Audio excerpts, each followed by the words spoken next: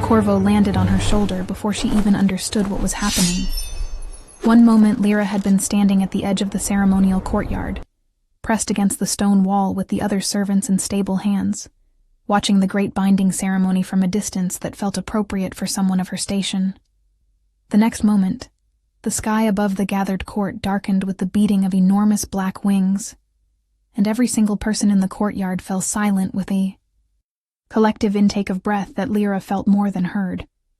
The black raven of Ashenvale, the creature that legends said carried the soul of the pack within its feathers, the bird that had not moved of its own accord during a ceremony in over 300 years, was in flight. It circled once above the sacred dais where King Chaol stood in his formal blacks, his jaw set and his silver eyes fixed straight ahead as if he could refuse to acknowledge what was happening by sheer force of will. It circled twice, and the silence in the courtyard became something physical, something that pressed against Lyra's chest and made it difficult to breathe. On the third circle, it dove. It did not dive toward the king. It did not return to its obsidian perch beside the throne, where it had sat motionless for as long as anyone could remember. It dove toward the far edge of the courtyard, toward the stone wall where the servants stood, and Lyra had just enough time to register the blur of black feathers before the weight of it settled onto her left shoulder, and she felt, impossibly, the cool press of metal being placed into her open right hand, which she had not consciously raised, but which was there, palm up, waiting, as if her body had known before her mind could object. She looked down at what rested in her palm. The sovereignty ring of Ashenvale. The band of black iron set with a single dark stone that pulsed with a light that was not quite silver and not quite gold, but something between the two. Something ancient, something alive. The ring that had been on King Chaol's finger 30 seconds ago. The silence in the courtyard lasted exactly 3 more seconds. Then it shattered into chaos. "Seize her." The voice that cut through the noise was not the king's. It was Lady Vivian Ashford who spoke first, her tone controlled and precise, her pale eyes fixed on Lyra with an expression that was perfectly composed and absolutely arctic. She stood beside the empty space on the end dais where the king had been before he descended the steps, with a speed that did not match the careful stillness of his face. "That girl stole the ring. I watched her do it. Someone sees her immediately before she runs." "No one stole anything."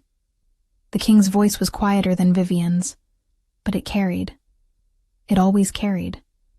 Lyra had heard it only twice before in her life. Once when he had ridden through the lower district during a border inspection, and once when he had passed through the stables where she worked without looking at her. Now he was looking at her. She would have preferred the not looking. His silver eyes held an expression she could not read, and the inability to read it frightened her more than the chaos around her did. "Everyone stand down. Now." The courtyard obeyed. It always obeyed. That was the thing about King Chaol of Ashenvale, that every person in the kingdom understood from childhood, that his authority was not performed, but inhabited, that when he said a thing it became the shape of reality, and you simply adjusted yourself to fit inside it. The noise stopped. The guards who had taken steps toward Lyra stopped. Even Vivian Ashford went still, though the expression on her face remained exactly what it had been, controlled and cold, and absolutely focused on the woman with a raven on her shoulder and a ring in her hand. Lyra realized she was shaking. She had not noticed it until the silence fell again, but now she could feel it in her hands and her knees and somewhere deep in her chest, a fine trembling that had nothing to do with fear and everything to do with the energy that was moving through her, something she did not have a name for. Something that felt like standing in a thunderstorm and being the tallest point on an open plain. The raven on her shoulder made a low sound, not a caw, but something softer, almost conversational, and turned its head to regard the king with one glossy black eye. "What is your name?" the king said. He was standing 6 feet from her now. She had not seen him cross the distance. He moved like something that had never needed to announce itself. "Lyra," she said. Her voice came out steadier than she felt. "Lyra Voss. I work in the Eastern Stables, Your Majesty. I did not take the ring. I would never." She opened her palm and extended her hand toward him. "Please take it back. I do not know why it did this. I do not know why it keeps doing things like this. The animals, I mean. They always. I am sorry. Please just take it back." He looked at her outstretched hand for a long moment. He looked at the ring, which was still pulsing with that strange, not silver, not gold light. He looked at the raven, which showed absolutely no intention of leaving her shoulder. Then he looked at her face, and whatever he found there made something shift behind his eyes, something small and carefully controlled, but she saw it, just for a moment, before his expression closed again like a door. "The ring does not go back," he said quietly, so quietly that only she could hear it. "That is not how the old law works. You know what this means." "No," she said honestly. "I do not know anything about the old law. I am a stable hand, Your Majesty. I clean stalls and I treat wounds and I sometimes talk to horses when no one is watching because they seem to appreciate it. I do not know what any of this means." Something crossed his face that might, on a different person, have been the beginning of a smile. It was gone before she could be certain. "Then someone will explain it to you," he said. He turned to the assembled court, to the nobles and guards and witnesses who were watching with various degrees of shock and calculation, and, in at least one case, barely contained fury. "The binding ceremony is suspended pending an inquiry. The raven has acted. The old law applies. Everyone will return to their quarters." His gaze moved once to Lady Vivian Ashford, and in that look passed something that Lyra could not interpret, something complicated and loaded with history she was not privy to. "All guests will be treated with every courtesy while the inquiry proceeds." Vivian said nothing. She did not need to. Her silence said everything with perfect articulation. If you are enjoying this story, do not forget to leave a like and subscribe to the channel for more emotional stories like this one. Lyra spent her first night in a room that was larger than the entire building where she had lived for the past 6 years. She sat on the edge of the bed and stared at the ring, which she had not been able to give back because the raven had made a sound of profound objection every time she tried to set it down, and thought about the specific flavor of disaster that her life had become. The raven had settled on the windowsill, appearing to sleep, though she suspected it was watching her with more attention than it let on. "I know you are not sleeping," she told it. It cracked one eye open and regarded her with the particular expression she had come to associate with creatures who found humans simultaneously endearing and exhausting. "What did you do? Do you understand what you did? There was a ceremony happening. There was a very important woman standing there who was about to become queen, and you just took the ring and brought it to me like I was the solution to some problem I did not know existed. I clean stalls. I talk to horses. That is my life. That was my life." She paused. "That was a good life. I would like it back." The raven made a soft sound that communicated, with remarkable clarity, that her preferences on the matter were noted and considered irrelevant. She had grown up with this.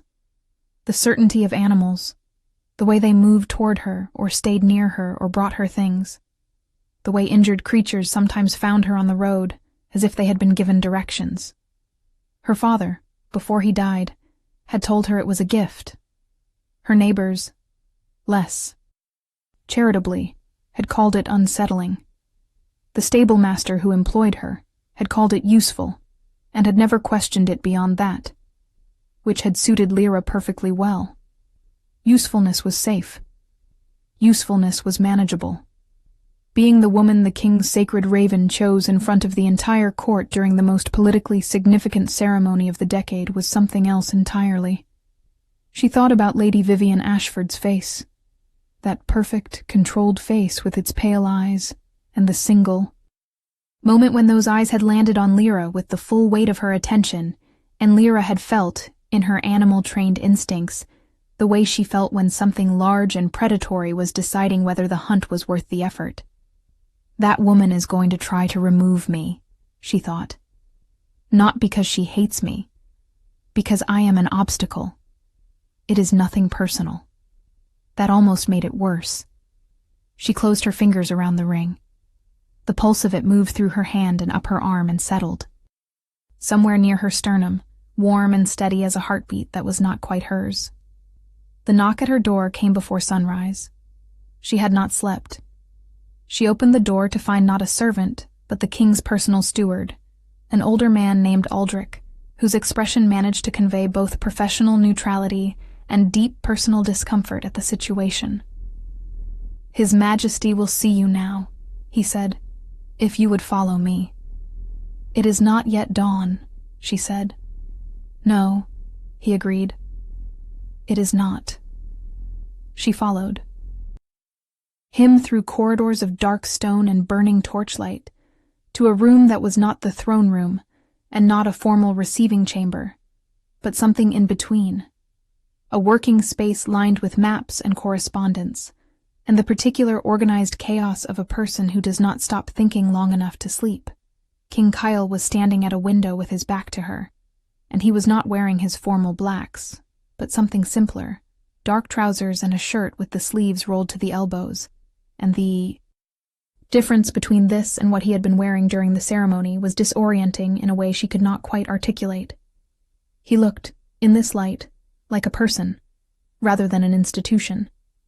"You did not sleep," he said, without turning around. It was not a question. "No," she said. "Did you?" The pause before he answered was brief, but she caught it. "Sit down, Miss Voss." She sat. He turned from the window and came to the chair across from her, and in the firelight she had the opportunity to actually look at him rather than stare at him the way one stares at something that has become a problem. He was not old, not as she had somehow imagined from a distance, perhaps 10 years her senior, with the kind of face that had been made handsome, and then made harder by whatever his particular life had required of it. The silver eyes she had noticed in the courtyard were, up close, not silver exactly, but a pale gray shot through with something that caught the light differently, depending on the angle, and they were fixed on her now, with an attention that she was learning was simply how he looked at things, fully, without apology for the intensity of it. "The old law of the raven binding," he said, setting his hands flat on the desk between them in a gesture she read as deliberate, as if he were choosing careful neutrality, "has not been invoked in 312 years. Most of the court considers it ceremonial at this point, a tradition, a symbol. The raven sits on its perch, the ceremony proceeds, and everyone goes home. This is what has happened for 3 centuries. He looked at her steadily. What happened yesterday was not that. "I understand," she said. "I did not ask for it." "I know. That is actually relevant." He leaned back slightly. "The Raven of Ashenvale is bound to the bloodline of the kingdom, to its essential nature. The old texts describe it as the spirit of the pack given feathers, the part of us that knows what we are at our core rather than what we have decided to be. When it acts independently, when it makes a choice that overrides the ceremony, the law says that choice must be honored and investigated. It cannot simply be set aside." Another pause. "It has never, in the recorded history of this kingdom, brought the ring to a stable hand." "I imagine not," she said. "What it has done, in the few documented cases, is identify someone of hidden or suppressed lineage who has a claim to the bond seat. Someone who should have been at the ceremony but was not, for reasons of politics or secrecy or deliberate erasure." His eyes did not leave hers. "I am going to ask you something, and I need you to answer me honestly, even if the honest answer is that you do not know, because not knowing is useful information. Do you have any knowledge of your family's history beyond your father's generation?" Lyra was quiet for a moment. Outside the window, the sky was beginning to go from black to the particular dark blue. That preceded dawn, and the room felt suspended in time, held between one thing and another. "My father never spoke of his parents," she said carefully. "He came to Ashenvale from somewhere further north when I was very young. He was a healer. He knew things about plants and wounds and fever that other healers did not, and sometimes people asked him where he had learned it, and he would smile and say that some knowledge is older than schools. He died when I was 12. He did not leave papers." She paused. "He did leave one thing. A small carved token on a cord. I have worn it since I was small. He told me to keep it close and to never show it to anyone who worked for the crown." The king's expression changed. Slightly, carefully, but it changed. "Show me," he said. She hesitated. The habit of 12 years of obedience to her father's last instruction was not a small thing. But her father was dead, and the king was here, and the raven had put a ring in her hand in front of the entire court, and the particular shape of this moment felt like a door that could only be opened in one direction. She reached beneath the collar of her shirt and drew out the cord and the token that hung from it. A piece of dark wood no larger than her thumb, carved into a shape that she had always assumed was a bird, but which she now, looking at it in the firelight across from the most powerful man in the kingdom, recognized with a cold clarity, was a raven. He looked at it for a long time without speaking. When he did speak, his voice was different in some way she could not categorize. Not softer exactly, but more careful, as if he were handling something that could break. "Where did your father say he came from?" "He said north," she said. "He said the north is full of old things that the south has forgotten, and that forgetting is sometimes how people survive. The northern territories were cleared 300 years ago," he said. "The bloodline that held them was scattered. They had..." He stopped. He looked at the token again. "They had a mark, a family mark. They were the Raven Keepers, the ones who kept the bond between the raven and the crown." He lifted his eyes to hers, and in them was something that she could only describe as the look of a man who has just had the architecture of his world rearranged by 3 words. "Your father's family name, before he came south." "I do not know," she said honestly. "I think you do," he said quietly. "I think you have been not knowing it your whole life because that was how you survived."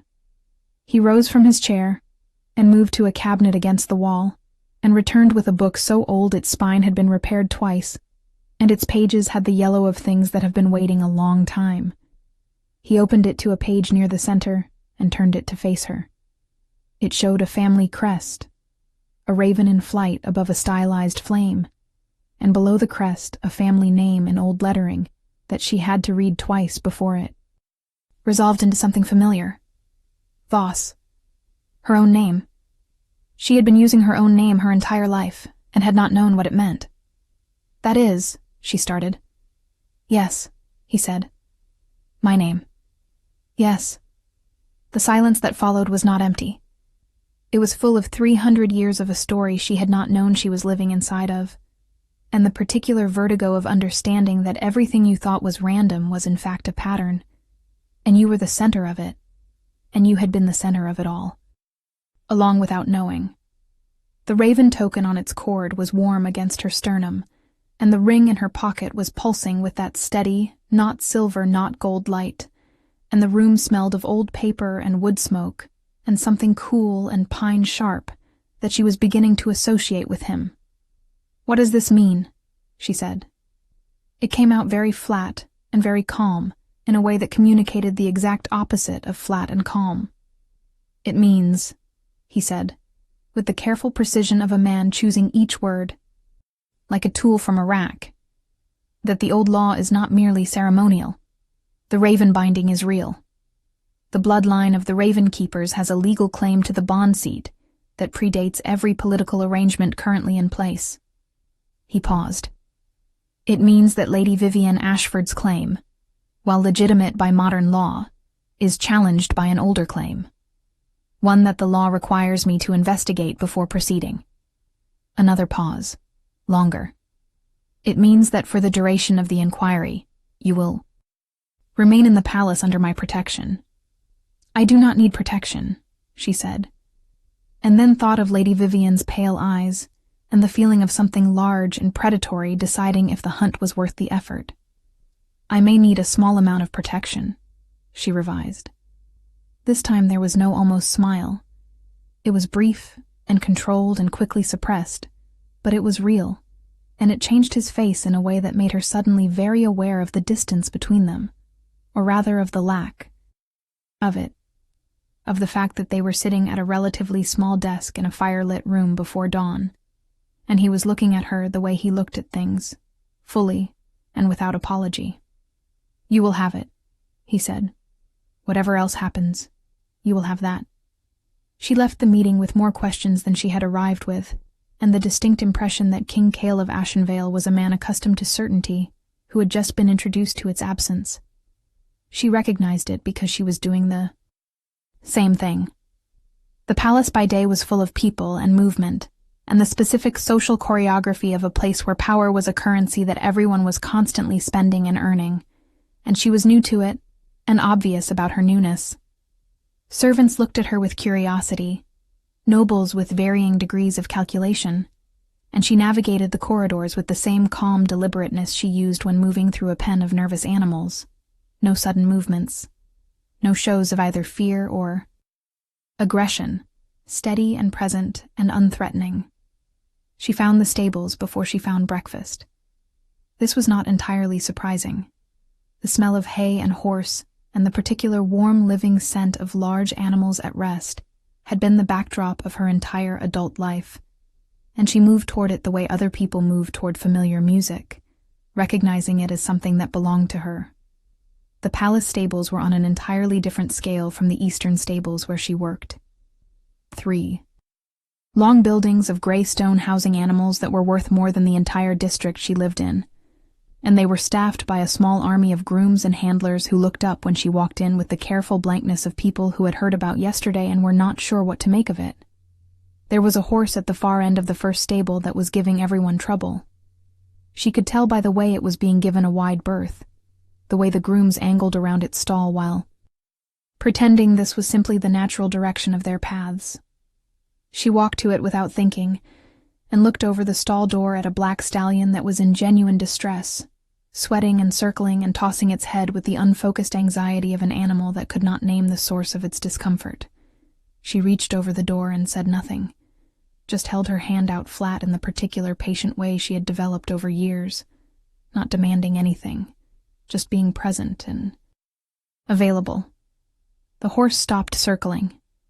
It turned its head toward her hand, with the slow caution of something that has been hurt before, and has not yet decided whether this is safe. She waited. 2 minutes passed, then 3. Then the horse took one step toward her hand, and another, and pressed its nose against her palm with a shuddering exhale that was almost a sigh. He has not let anyone near him in 3 days. The voice came from behind her, and she turned to find a man leaning against the opposite wall of the stable who had not been there when she arrived, or rather, who had been there and whom she had not noticed, which was not the same thing. He was perhaps her age, perhaps a few years younger, with the kind of easy physical grace that came from a life spent outdoors, and he was watching her with an expression of open curiosity that was so different from the careful watching she had been receiving since yesterday that she almost laughed. The stablemaster has been quietly panicking. That horse belongs to the king. Something frightened him, she said, keeping her hand steady as the stallion investigated her with increasing confidence. Not recently, a while ago. He has been waiting for it to happen again ever since. She paused. Some animals are like that. They learn fear faster than they learn safety. Some people are like that too, the man said. He pushed off the wall and came to stand beside her, not crowding the horse but present. A comfortable amount of presence. You are Lyra Voss. I am Corwin. I am the king's second. which means I am his chief of investigation, which means this inquiry, officially, belongs to me. He did not say this with the self-importance she might have expected. He said it the way he might say that the weather today was likely to be overcast, as simply a fact about the world. I have been asked to be very thorough. I intend to be very thorough. I thought it might be less unpleasant for both of us if I introduced myself. Before I began being thorough at you, I appreciate the warning, she said. I also thought, he continued, that you might want someone on your side who is not politically motivated.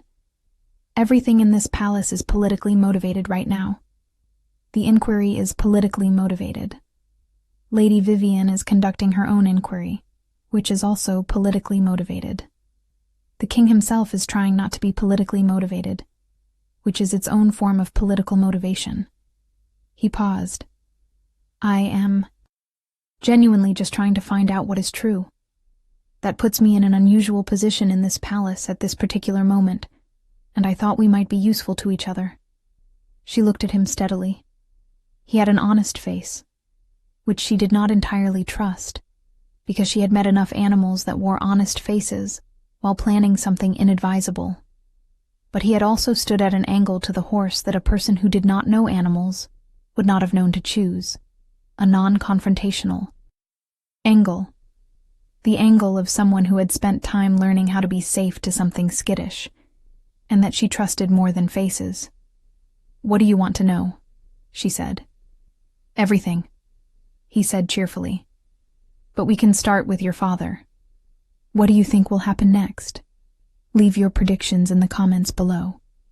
She told him what she had told the king, and a little more, because Corwin's method of inquiry was not the king's careful deliberateness, but something more like letting a river run and following where it went, asking questions that led to other questions in a way that made her say things she had not planned to say. Small memories of her father that she had kept private, the way he sometimes touched the northern-facing wall of their house in a certain way before sleeping, the particular herbs he used for wounds that she had never seen written in any healer's guide, the song he had sung to her when she was small, that she now, hearing herself describe it to Corwin, recognized might not have been a lullaby, but something older, something ceremonial, something in a language she did not know, but had memorized phonetically without understanding. Corwin wrote things down in a small book with complete and focused attention, and when she finished, he sat quietly for a moment in the way of someone whose internal workings were moving very quickly behind a still face. The song, he said. Can you sing a piece of it? She hummed a few bars, low, the first phrase of it, and watched his expression change. That is the Raven Keeper's oath, he said, sung at investiture. Your father taught it to you as a children's song. He was hiding it in plain sight, hiding it in you, making sure you carried it without knowing you were carrying it, in case you needed it, and he was not there to give it to you. He paused. Your father knew something was coming. He prepared you for it. He was afraid, she said. It was not a question.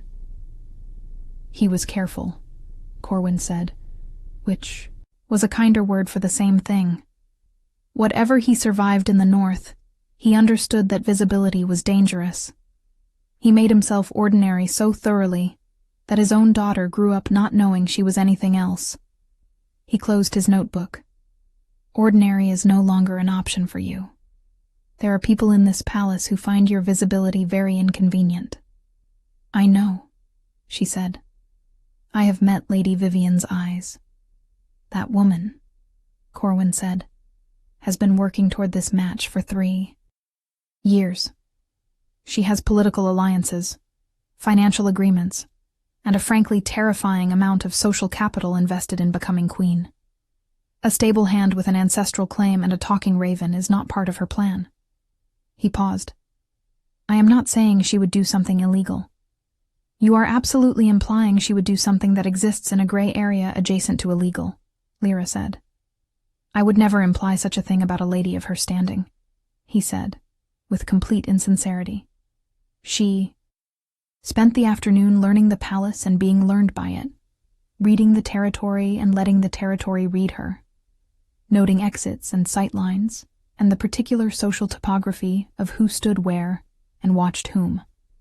The raven reappeared at the midday hour and settled on her shoulder with the casual entitlement of a creature that had never considered that this might not be acceptable, and she found, to her own surprise, that she did not mind it. It was warm and solid and smelled of old, forest and something electric, and when it occasionally made soft sounds near her ear, she had the impression that it was narrating the world to her in a language she almost understood. She was crossing the inner garden when Lady Vivian found her. Or rather, when Lady Vivian arranged for Lyra to come to her, which was different, though the difference was invisible from the outside. One of Vivian's attendants materialized at Lyra's elbow with a politely worded invitation to take tea, and Lyra thought of what Corwin had said about gray areas and calculated that refusing would be worse than accepting. So she followed the attendant to a garden alcove where Lady Vivian was seated with the composed elegance of someone who had never in her life been anything other than entirely in control of any room she occupied. She was beautiful in the curated and deliberate way of someone who understood beauty as a tool and maintained it as such.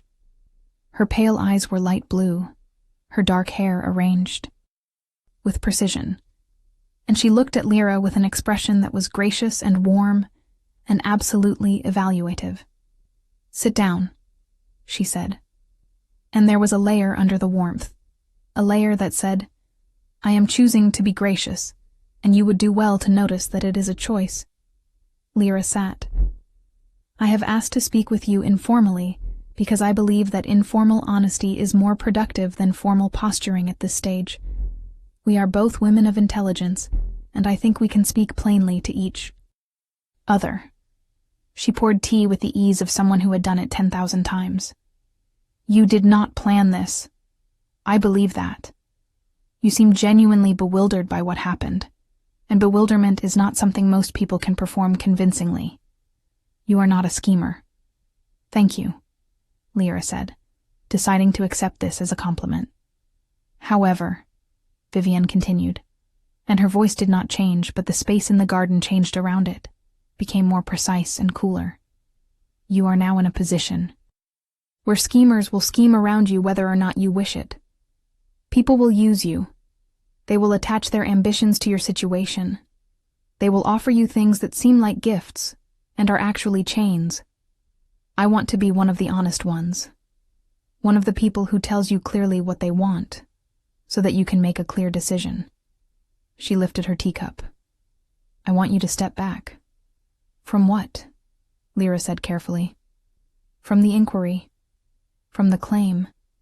From whatever ancient law Corwin is researching in the archives at this moment, because I know he is researching it, and I know what he will find." Vivian's pale eyes were steady and direct, and in them Lyra could see something that was not cruelty, but was its sophisticated cousin, the ability to see people as pieces on a board and to move them without personal feeling. "I am not asking you to disappear. I am asking you to tell the king that you do not wish to pursue the claim, that you are grateful for the inquiry, but you choose your life as it was. Return to the stables. Live quietly. You will be well compensated. I will see to it personally, and you will be safe." A small pause. "You will also avoid becoming something much more complicated than a stable hand." Lyra looked at her tea. She looked at the raven on her shoulder, which was looking at Lady Vivian with an expression she would have described, in any other bird, as contemptuous. She looked at her own hands, at the ring she was still carrying because she did not know what else to do with it, the one that pulsed with its steady old light. She thought about her father and his carefully chosen ordinary life, his lullabies that were oaths, his name that was his whole history shrunk to 4 unremarkable letters. She thought about what it meant to hide inside your own inheritance your entire life. She thought about whether she was capable of choosing to do that deliberately, knowingly, with clear eyes. She thought she might not be. She was not entirely sure, but she knew that whatever she chose, she did not want to choose it. because a woman with pale eyes and a cultivated warmth had asked her to, in a garden, over tea, in a way that was careful enough to be almost invisible as a threat. "I appreciate your honesty," Lyra said, setting down her teacup. "I will consider it." Vivian's expression did not flicker. "Of course," she said. "Take the time you need." The time Lyra needed turned out to be approximately 3 hours, at the end of which she went to find Corwin and told him what had been said in the garden. He listened with the expression of someone whose suspicions had been confirmed, wrote something in his notebook, and then told her that his research had found a provision in the old law that she needed to know about. The raven binding, he explained, was not simply a symbolic gesture. In the old legal code, which had never formally been struck from the books, because 300 years of it being purely ceremonial had made everyone forget it was still technically enforceable. The bond seat was not the queen's seat, but the raven keeper's seat. The seat of the one who maintained the connection between the pack and its sovereign nature, between the king and what he was at the most fundamental level. The raven keeper was not a consort. The raven keeper was, in the old language, something closer to an anchor. "And if there is a raven keeper," she said slowly, "then any other arrangement is legally irregular," Corwin said, with diplomatic precision. "At best. And Lady Vivian knows this," she said. "Lady Vivian has very good lawyers," he confirmed. She was quiet for a moment. Outside the archive window, the sky was going orange and deep blue with the beginning of evening, and the palace grounds were settling into their later rhythms, guards changing, lamps being lit, the particular hush of a place preparing for night. The raven on her shoulder stirred and made a sound that was almost like a word. "What?" "Does the king know?" she said. "Everything I know," Corwin said. "I report to him first." "And what has he said?"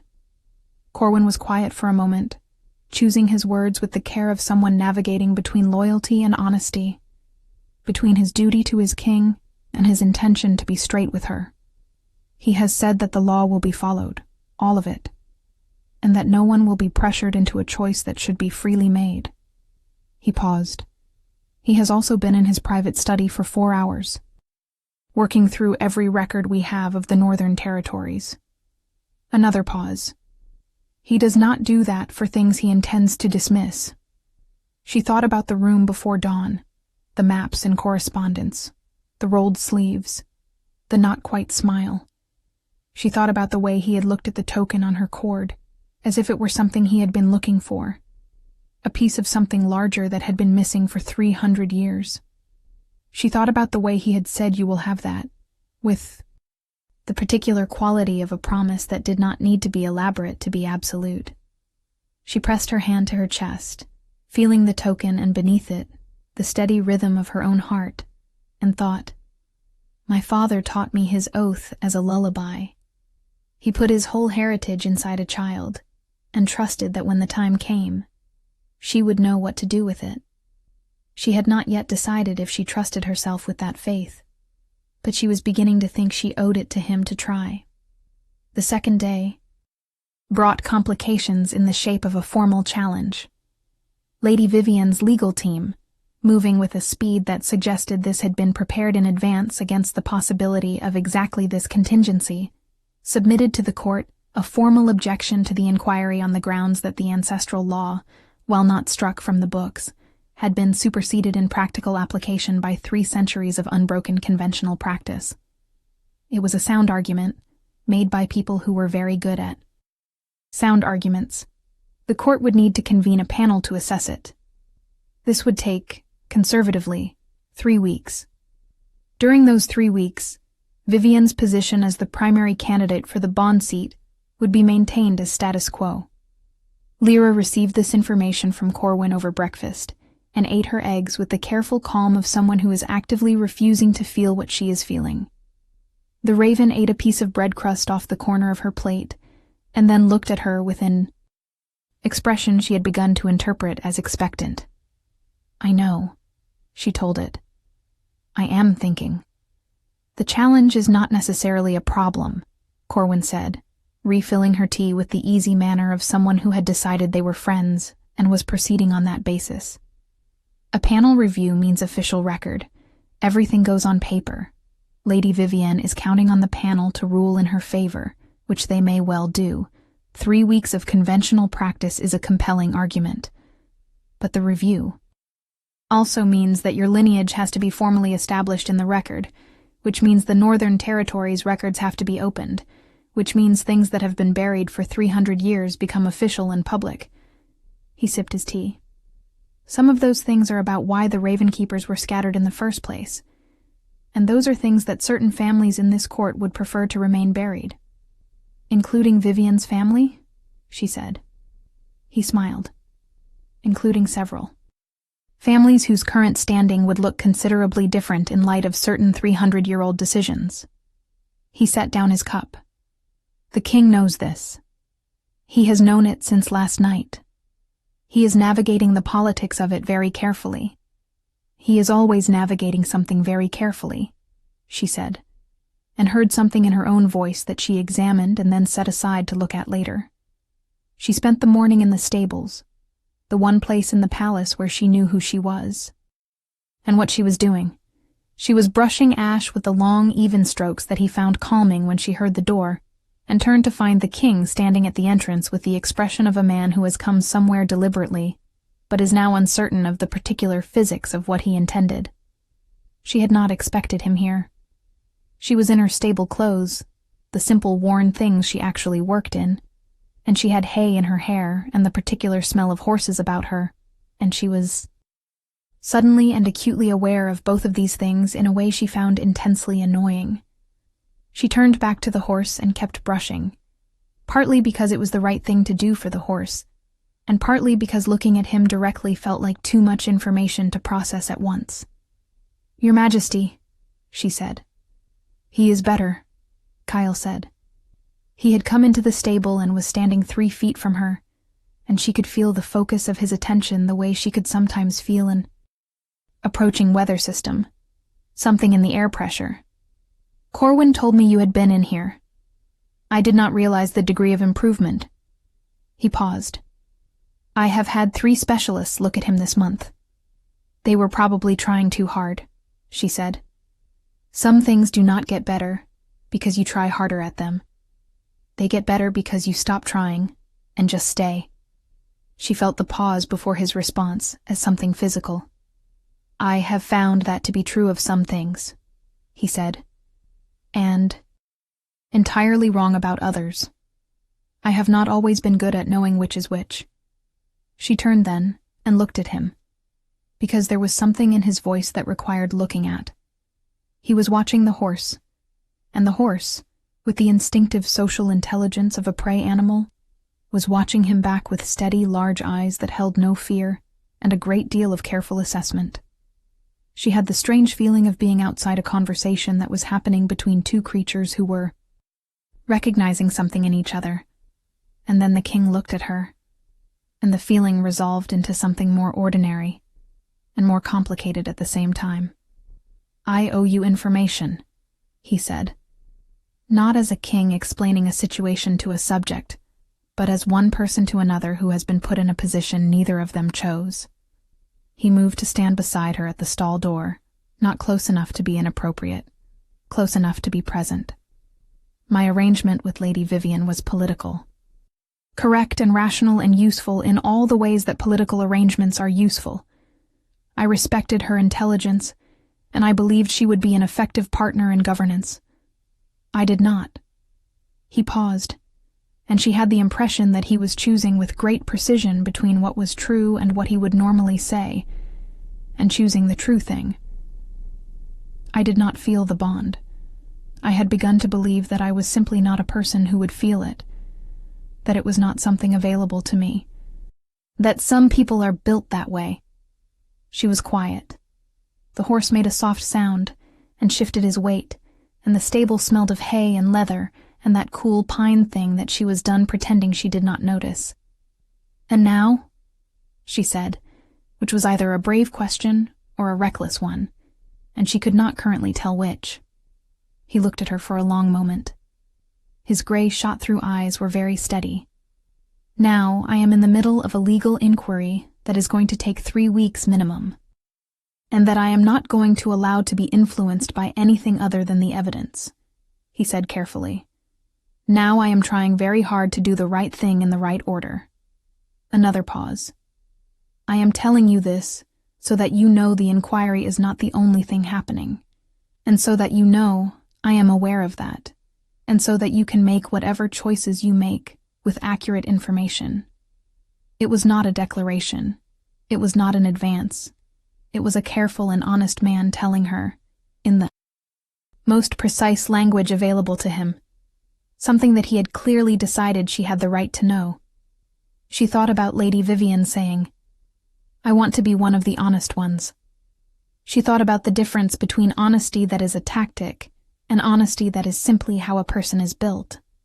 She thought it was becoming clearer to her which kind this was. "Thank you," she said, matching his carefulness with her own. "I will make my choices with accurate information." He nodded once. He looked at the horse again. The horse who was watching him with those calm, large eyes. "What is his name?" he said. "I have been calling him Ash," she said. "I did not know if he had one." "He does not," the king said. "He has been here for 6 months, and we have not managed to get close enough to name him." He looked at the horse, who was now leaning very slightly toward Lyra's shoulder. "Ash is good," he said quietly. "If you want to see how this story ends, make sure you are subscribed with notifications on." 3 weeks was a long time to inhabit a space between one life and another. Lyra learned the palace the way she had learned every place she had ever worked, by moving through it slowly and paying attention to what moved through it in return. The inquiry in the formal records room created pressure, and she watched how people responded to it. Some nobles whose families had been present 300 years ago moved through the corridors with the deliberateness of people, recalculating. Some of Vivian's allies quietly inserted distance between themselves and her position. Vivian herself moved through all of it with the magnificent composure of a woman who had decided that if she was going to lose, she was going to do it so elegantly that it would not look like losing. She told Corwin about Vivian's discipline, the way she existed in the same spaces with perfect, cool composure, never unkind and never hostile, losing something she had built 3 years of her life toward, and doing it without flinching. "She is formidable," he agreed. "She is also not a good person in several ways I have documented. These things are not mutually exclusive." He paused. "She sent someone to look into your background. I intercepted most of it." "Most," Lyra noted. "The things they found are not actionable," he said. "You are exactly who you appear to be. A stable hand with an extraordinarily improbable ancestral claim and an unusual relationship with animals. There is nothing there that can be used against you." He paused. She also made an approach to 2 panel members. "I am not saying she bribed them. I am saying she had long social conversations with them and sent them extremely nice wine afterward." "Of course she did," Lyra said. "The king is aware," Corwin said. He replaced them with 2 others. The inquiry also meant that she spent a great deal of time in the archives, which Corwin had decreed was necessary for her education in her own history, and which she found, despite herself, to be increasingly absorbing. The records of the Northern Territories were not a story of erasure exactly, but of suppression, of a community of people who had maintained something old and essential being methodically made invisible over 3 centuries, their land reassigned, their records misfiled, their name gradually removed from the official histories until they existed only in footnotes and the kind of legal documents that no one reads unless they are specifically looking. Her father's family had been the last of the Ravenkeeper line, and they had understood what was happening and had done what people do when they understand that survival requires becoming unrecognizable. They had scattered. They had taken ordinary names and ordinary lives, and they had kept the old things, the tokens and songs and small secret inheritances, in hopes that someday the world would be different enough for them to matter again. She sat in the archive one afternoon with a manuscript spread before her and read her family's history for the first time. She read about what the Raven Keepers had been, the bridge between the pack's wild nature and its civilized governance, the ones who could hear what animals said and translate it into something the court could use. She read about the last investiture and what had happened after it, and understood that her father's caution had not been paranoia, but informed historical awareness, that the forces that had scattered her family were still present in the current court, wearing different names and newer clothes. She was still sitting with this when the door opened, and the king came in, which he had done several times in the past 2 weeks, always late in the day, always after Corwin had gone. He came to the table and looked at what she was reading. Then the raven made a sound she had not heard it make before, soft and low and somehow satisfied, and moved to the window and sat there with its back to them, with the pointed serenity of a creature that has decided it is not needed for the next part. "The panel convenes tomorrow," he said, sitting across from her in the chair that had become, over the past 2 weeks, his chair in the way that things become yours when you use them enough. "They will deliver a preliminary finding within 4 days. And if they find in Vivian's favor," she said, "then we take it to the full court review," he said, "which takes longer but has a broader scope of authority." He paused. "I want you to know that I will not let this be decided by pressure or by 3-panel arguments or by nice wine sent to the right people. This will be decided by the law. All of it. The whole of it." She looked at him across the table, and the manuscript spread between them and the particular quality of the evening light coming through the archive windows, and she said, because it was true, and because she had decided sometime in the past week that being honest with him was both the right thing to do and the only thing she was actually capable of. "I am not afraid of what the law finds. I am afraid of what I want." She paused. "I am afraid of wanting things I was not raised to think I was allowed to want. Things that feel too large for the person I have always been." He was very still. In the evening light his face was serious, and the gray of his eyes was deep. "You are not too small for anything that is yours by right," he said. "Rights and feelings are different things," she said. "Yes," he said. "They are." He reached across the table, not to her hand, but close to it, close enough that it was a question rather than an answer. But in this particular case, they happened to be pointing in the same direction. She looked at his hand. She looked at his face. She looked at the raven on the window, who was still ostentatiously facing the other way, and thought that for an animal that had orchestrated this entire situation, it was displaying remarkable restraint and not gloating about it. Then she turned her hand over. He looked at her hand for a moment with an expression that she had learned to read by now, the one where he was allowing himself to feel something he would normally not permit, the one that meant the careful management of himself was momentarily suspended.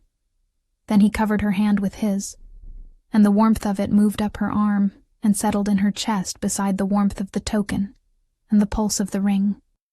And something older than all of it, something that she had been carrying without a name since she was a child, talking to horses and birds and the particular creatures of the world that saw her and came, and she understood with a clarity that was almost physical that this was what her father had been preparing her for. Not the legal claim, not the inquiry, but this, the being seen, the being wanted, the understanding that she had always been worth coming to, that the animals had known it all along, and that now a king knew it too. They sat like that in the archive until the light went entirely and someone had to light a lamp. They talked about things that had nothing to do with the inquiry, about horses and the specific humor of ravens and the way the Northern Territories had looked, from the old records' descriptions, like a landscape of deep forests and cold rivers that sounded like nothing she had ever seen.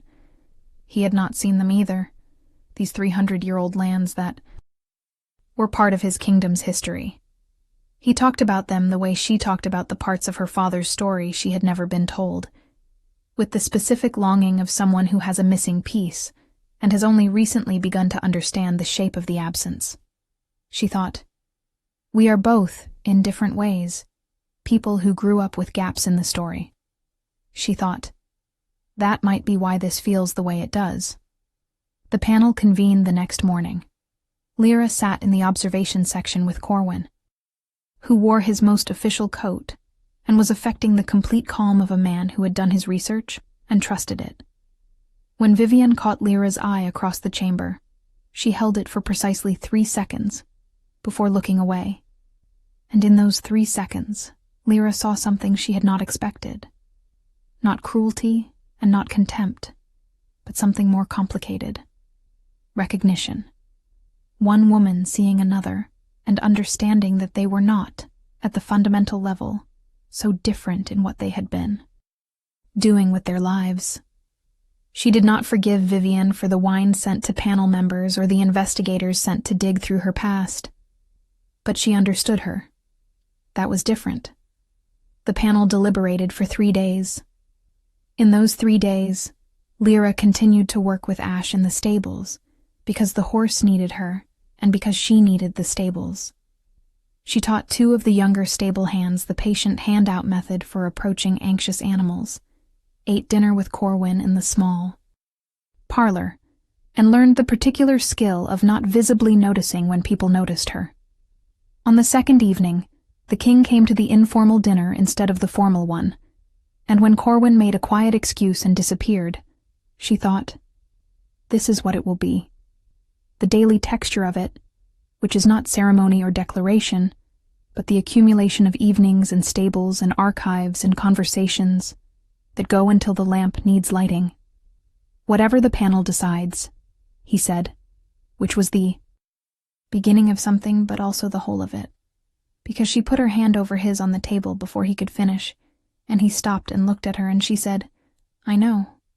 He turned his hand over. "I should have." He stopped again. "You were very careful," she said. "I am always very careful," he said. "It has been a useful trait, and also an occasionally excessive one." "You are being careful right now," she observed. "I am trying to be less," he said. She smiled at him, and it was the smile. She had not yet given him the real one, the unguarded version of it, the one that she had been keeping behind the careful version while she was still deciding if this was safe. Something happened to his face when he saw it. Not much. He was very controlled. But something happened, and she saw it. And she thought, I will learn all of these. I will learn every small thing that is allowed through the control, and I will know them all like I know the tell of an animal that is trying not to show. That it is happy to see you. The panel announced its finding on the morning of the 4th day, in a session that was open to the full court. The senior panelist read the ruling in the formal language of legal proceedings, which was dense and precise, and took 15 minutes to convey what was, in summary, this. The ancestral law was valid and had not been superseded by practice. The Ravenkeeper line was confirmed as Lyra's by documented genealogical record and the corroborating evidence of the token, the name, and the testimony of the archive documents. The bond seat claim was legally recognized as requiring formal consideration before any other arrangement could proceed. The binding ceremony was officially suspended pending completion of the formal recognition process. Vivian sat through the reading with her eyes forward and her face composed. Lyra watched her see the precise moment that 3 years of work had to be reclassified, and watched her reclassify it with the controlled adjustment of a person who has too much discipline to be seen coming apart. She gathered her things and left the chamber with every inch of her dignity intact, and 3 of her allies left with her, and 4 did not. And that was the arithmetic of the day. Corwin was incandescent with satisfaction, which he expressed through the medium of being extremely professional about it, his face entirely neutral, and his eyes doing the thing where they were doing everything his face was not. He turned to Lyra and said, with the precision of a man who has never in his life said more than was necessary. "Well done." "I did not do anything," she said. "You stayed," he said. "When leaving would have been easier. That counts." The recognition ceremony was set for the full moon. It was not the binding ceremony, not yet, because the formal bond required both participants to come to it freely and in full knowledge, and there were things still to be discussed and decided and understood. But it was the public moment when her lineage would be formally acknowledged, when she would be recognized before the court as the last of the Ravenkeeper line, when 300 years of a family being buried in footnotes would be restored to the front of the book. She spent the week before it in the archives, not because she needed to research anything more, but because she needed to be with the documents, with the physical fact of the history she was being given back, the names and records and small details, of a line of people who had existed and mattered and been made to disappear, and who were, through her, going to exist and matter again. She also, in this week, had a conversation with Lady Vivian that she had not entirely planned. They encountered each other in the corridor outside the archives late in the evening, when the palace was settling toward sleep and people were more themselves, and they stopped, and for a moment, neither of them said anything. The panel ruling was correct, Vivian said finally. It cost her something to say it. Lyra could see that clearly, but it was said without softening or qualification, with the directness of a person who has decided that this is what honesty requires of her in this moment. The law is the law, and the evidence was clear. I do not have to be happy about it to acknowledge that. I know, Lyra said. I want you to understand, Vivian said, and her voice was different from the garden tea voice, less curated, more direct, that it was never personal. You were not a person to me, initially. You were a disruption. I am. She paused. I am capable of making that distinction, but I am not certain it reflects particularly well on me. Lyra thought about this for a moment. You were trying to secure something important to you, she said. I would have done the same. I did do the same, in a smaller way, staying rather than leaving. We were both just trying to keep what was ours. Something moved through Vivian's expression. Quickly, the specific look of someone who has been given more grace than they expected, and does not entirely know what to do with it. You are more generous than I would be, she said. I grew up with animals, Lyra said. It teaches you that most things that seem aggressive are actually afraid. Vivian looked at her for a long moment. Something settled in her face. I intend to remain at court, she said. On my own terms, with my own alliances, not as an enemy. I would prefer that, Lyra said. They parted in the corridor without any further ceremony, and Lyra walked back to her room with the particular lightness of a day that has resolved something that had been heavy. The raven was on the windowsill, and it made the satisfied sound it sometimes made when she had done something right, and she told it to be quiet, and it ignored her completely, which was their normal dynamic. And she went to sleep with the token warm against her chest, and the ring on the small table beside her. Bed, where it pulsed all night, with its old, slow light. The night of the recognition ceremony, she stood in front of the mirror in the dress Corwin had procured for her, a deep gray that was close to the color of the king's eyes in certain lights, simple and well-made, and looked at her own face and thought about her father.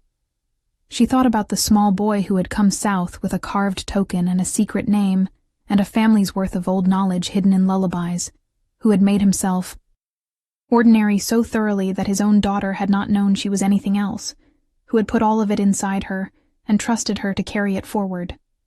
She put her fingers on the token at her throat and said quietly to the room, I know you would have been afraid for me. I know you would have wanted me safe. But I think this is what safe looks like, actually. I think this is what you were keeping it for. The raven made a sound from the windowsill. She turned and looked at it. You knew, she said. You have always known. It regarded her with one glossy black eye, and the patient certainty of a creature that has been waiting for the rest of the world to catch up. "All right," she said. "Let us go." The great hall had been used for ceremonies for 600 years, and it had the particular weight of a place that has absorbed history until history is part of its walls. Torches burned in lines along the stone, and the air smelled of wax and wood smoke, and many people holding their breath. Lyra walked through the doors and felt every eye in the room and kept walking, because you could not stop and you could not look down. You had to walk through the middle of being seen and trust that you were solid enough to survive it. She was. She was surprised to find that she was. The king stood at the dais in his formal blacks, and when she reached the foot of the steps and looked up at him, he was looking back at her with the full weight of his attention and the particular quality of his eyes that she had been learning for weeks, the open version, the one where he was not managing himself, and she thought, there it is. There is the person behind the institution. He was there the whole time, and she had been learning him like she learned an animal that needed patience, and she was glad she had been patient. Aldrich, the steward, read the formal words of the recognition, the legal language that confirmed her lineage and her name, and her right to the title that had not been used in 300 years. The Raven Keeper of Ashenvale, the last of her line, the one the raven had come to. As he read, the raven itself flew through the high windows of the hall, which were open to the night sky, and circled the room once in the silence of its enormous wings, and then settled, not on the obsidian perch, not on her shoulder, but at the precise center of the dais, between where she stood and where the king stood, equidistant, present, its black feathers lit by the torchlight so that they gleamed with that not silver, not gold color that she had come to understand was something older than either. "Lyra Voss," the king said, when the formal words were done, and his voice was his public voice, but with something in it that it did not normally have in public, something that made a few of the assembled nobles look at each other with the expressions of people recalibrating very quickly. "Lyra of the Ravenkeeper line, the court of Ashenvale acknowledges your lineage and your right." He paused. "And I, as your king and as—" Another pause, smaller. "As something I am still learning the right word for. I acknowledge what you have brought back to this court, what your family kept for 300 years, what you carried without knowing you were carrying it." He descended the steps and came to stand before her, and he held out his hand, and on his palm was the ring, the sovereignty ring of Ashenvale, the one that had started all of this. "The ring was brought to you," he said, quiet enough that it was mostly for her, and only incidentally for the room. "I am asking you to give it back, freely, as a choice." She looked at his hand. She looked at his face. She looked at the raven between them and the assembled court, and the torchlight, and the 600 years of history in the walls of this room. And she thought of everything her father had kept safe in lullabies and a carved token, and 4 letters of a name. And she took the ring from his palm, and held it for a moment in both of her hands, feeling the pulse of it one last time against her skin. And then she placed it on his finger. The sound the room made was not quite applause, and not quite a collective exhale, but something between the two. The sound of a story finding the shape it had been reaching for. "There is no right word yet," she told him quietly, "but we have time to find it." The raven made its satisfied sound. The ring pulsed once, bright, and then settled into its steady rhythm. And the king of Ashenvale, who had spent his life learning to contain himself within the architecture of duty and governance and careful restraint, looked at the woman who talked to horses and carried her heritage in lullabies, and smiled properly, the full, unguarded version of it, and it was the most sovereign thing she had ever seen him do. The weeks that followed the recognition ceremony were not the end of anything. That was the thing she had not anticipated, that the story did not stop at the point where it should have been finished, but continued into the ordinary particular days of what came after, and that the ordinary days were their own kind of remarkable. She learned the palace in a different way now, not as someone who was passing through it or surviving it, but as someone who was part of it, and she learned the court in the way you learn a large, complicated animal, with patience and attention, and the understanding that there will always be something new to notice. Corwin became the friend he had announced himself as from the beginning, with the easy certainty of someone who has always known exactly how they feel about people, and does not see the point of pretending otherwise. The stable hands who had watched her with the careful blankness of people who did not know what to make of her became colleagues in the way that people do when you show up reliably and do the work alongside them. And Ash the horse allowed 2 of them to brush him, which Lyra considered one of her more significant accomplishments. Lady Vivian remained at court. She was, as she had promised, not an enemy. She was also not a friend. But she was something that Lyra had not had a word for until Corwin supplied one. A professional. Someone who operated in the same space you did with mutual recognition of capability and the particular respect that came from 2 people who had seen each other at their most strategic and had decided that the field was big enough. Vivian threw herself into the trade alliance negotiations that had been stalled for 2 years and turned out to be extraordinarily good at them, which Lyra reported to Corwin, who reported it to the king, who said, with the dry precision that she was learning to love in him, that he had always known she would be more useful as an ally than as a consort, and that the situation had worked out rather well on that front. The binding ceremony, when it came, was planned differently from the one that had been interrupted, built around what both of them actually were rather than the political architecture of what they were supposed to be.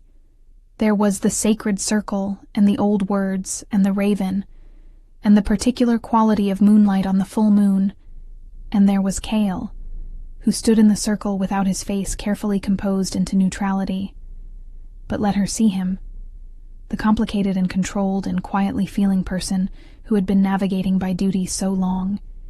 He had half forgotten there was something else to navigate by.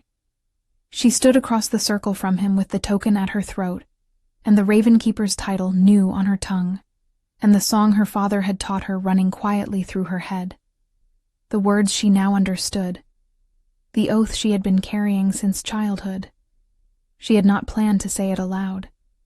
But when the old words of the ceremony created the silence that called for something to fill it, she began to sing it, low, in the old language, the language of the northern territories, the oath that her father had turned into a lullaby and that she had carried into this moment without knowing it was leading here.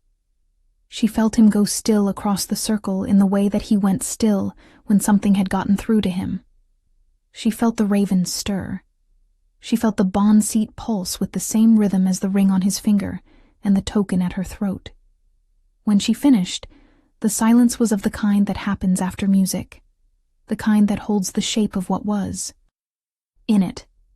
He crossed the circle in 3 steps and put his hands on her face with the particular gentleness of someone who has spent a long time being very careful with things and has decided to trust himself now with this. And she put her hands over his and looked at him and thought, there it is. There's the feeling she had been afraid to want, because she had not known she was allowed to want something this large. She had been allowed to want it all along. The raven had known. Her father had known, or hoped, or prepared her for the possibility. She had been the last person to understand, which seemed, in retrospect, entirely consistent with how she moved through the world, slow and attentive, and arriving late to the knowing but solid once she got there. I have the word, he said quietly, with the small, precise smile she had learned to watch for. Tell me, she said. He told her.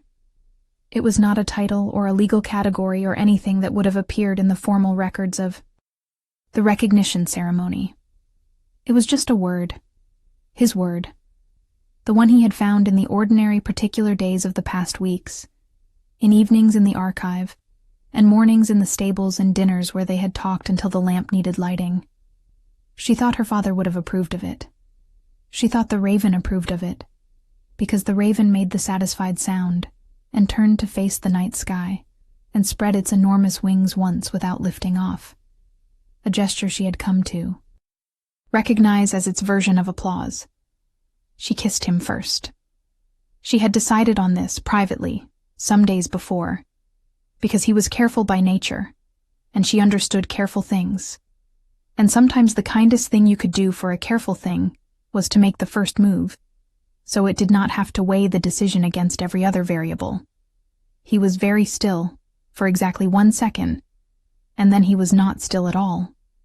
And the moonlight lay silver and warm across the sacred circle, and the raven watched the night, and the bond settled into place like something that had been waiting to be allowed to exist, and the whole packed weight of 300 years of a kept faith found its resolution in the simplest possible form. The court recognized a shift in the axis of things when they returned to the hall together. There was a stillness, followed by something more celebratory, and Corwin, standing near the door with his notebook under his arm, and the expression of a man who has correctly predicted the outcome of his research, caught her eye and nodded once.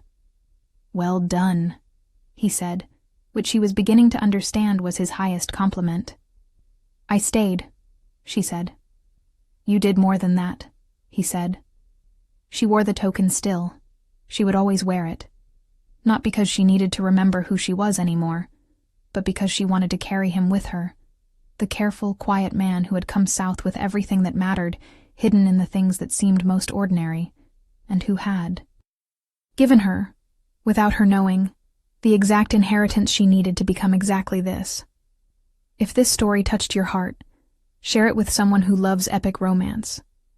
Tell me in the comments, did you see this ending coming?